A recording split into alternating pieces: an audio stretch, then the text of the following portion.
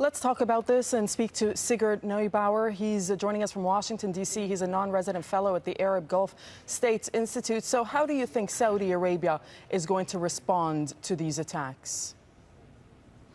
Well, first of all, this is going to be a test for Saudi Arabia's young and untested Deputy Crown Prince, Mohammed bin Salman. As some of your viewers may recall, he announced in late December last year a new Saudi-led anti-terrorism coalition that essentially brought together partners from across the Muslim world.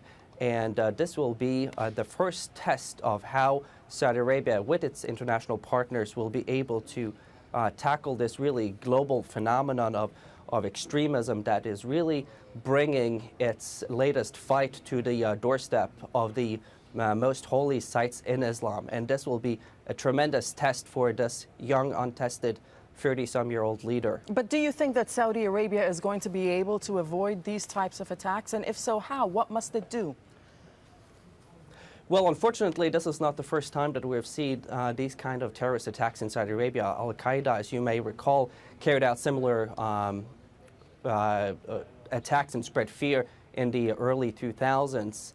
And the Crown Prince, Prince Nayef, was wounded in one of these attacks. So Saudi Arabia has struggled with terrorism for quite some time. I think times are very different right now because you have a new leadership, you have an energized young prince who really has much ahead of himself. He has to reform the economy. He has to try to bring more private sector jobs. And with that, he will run into tensions with some of the most conservative and some may say radical elements within Saudi Arabia.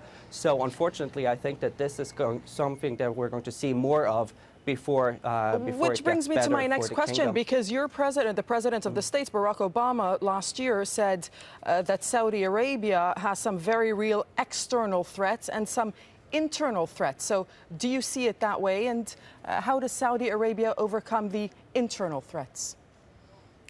Well, I mean, one of the internal threats that Saudi Arabia has to deal with and continue to deal with is its de-radicalization program, and whether that has been successful enough. That is really the question. And I think that given these attacks, Saudi Arabia will look inwards and try to examine what they can do better moving forward.